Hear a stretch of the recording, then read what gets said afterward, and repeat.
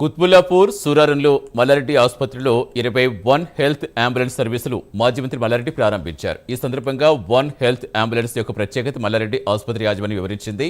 1 health ambulance అత్యవసర చికిత్స కోసం ఆసుపత్రికి చేరకముందే వైద్యం అందించేందుకు ఉపయోగపడుతుందని తెలిపారు. ఇందుకోసం అంబులెన్స్లో కావలసిన మందులు అందుబాటులో ఉంటాయన్నారు.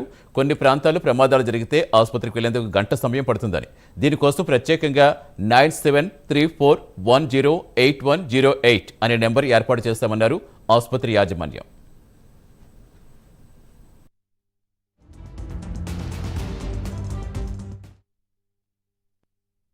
మల్లారెడ్డి విశ్వవిద్యాలయ యూనివర్సిటీ తరపున 1 హెల్త్ మీద 20 అంబులెన్స్లు ప్రారంభించినాము. ప్రతి అంబులెన్స్ లో కూడా టెక్నికల్ పీపుల్ ఉంటారు, ఎమర్జెన్సీ నర్సులు ఉంటారు. ఇమీడియట్ గా ఫస్ట్ హెల్త్ మీద వాళ్ళు ట్రీట్మెంట్ కూడా పేషెంట్ చేస్తారు. ఒక 10 కిలోమీటర్ రేంజ్ లా ప్రతి 10 కిలోమీటర్ ఒక అంబులెన్స్ లెక్క పెడుతున్నాము. అది హాస్పిటల్ చేరు లోపల ట్రీట్మెంట్ గానీ ఫస్ట్ ఎయిడ్ గానీ చిన్న చిన్న ఏమన్నా ఉంటే టెక్నికల్ పీపుల్ ఉంటారు దాంట్లోనే అంబులెన్స్ లా.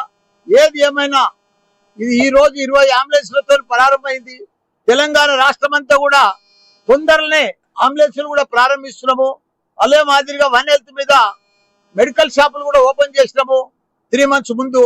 ఇప్పుడు ఒక 20 మెడికల్ షాప్స్ దాకా మన హైదరాబాద్ చుట్టుముట్టు ఓపెన్ చేస్తున్నాము. తర్వాత తొందరలోనే దాన్ని కూడా తెలంగాణ రాష్ట్రం అంతా కూడా 1 హెల్త్ మీద మెడికల్ షాపులు కూడా ఓపెన్ చేస్తున్నాము.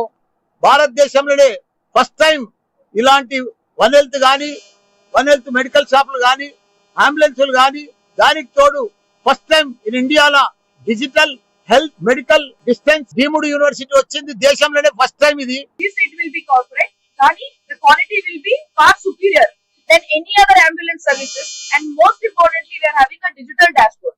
అంటే వేరే దానికి కూడా డిజిటల్ డాష్బోర్డ్ ఉండదు.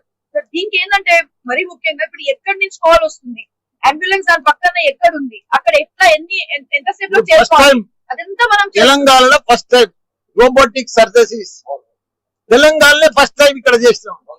మరి అంత టెక్నాలజీతో ముందు చేస్తున్నాం కదా, ముందు పోతున్నాం కదా. మన హాస్పిటల్ చాలా పెద్ద పెద్ద హాస్పిటల్స్ ఉన్నాయి, కమర్షియల్ హాస్పిటల్ చాలా ఉన్నాయి. కానీ అన్నిట్లలో కూడా మేము మెడికల్ ఇన్స్టిట్యూషన్ పెట్టి అందరికి రోబోటిక్ లా చేస్తున్నాం కదా. మేము బేసికలీ ఆ సైడ్ ఆఫ్ ద హైదరాబాద్ లో మీకు రోబోటిక్ అవి ఎంత కామన్ ఉండొచ్చు, కానీ ఈ సైడ్ ఆఫ్ హైదరాబాద్ లో రోబోటిక్ అవి ఎంత చాలా తక్కువ. ఇంకోటి ఇక్కడ పేషెంట్స్ అక్కడికి వెళ్తున్నారు. సో ఇక్కడ పేషెంట్స్ అర్థం కావాలి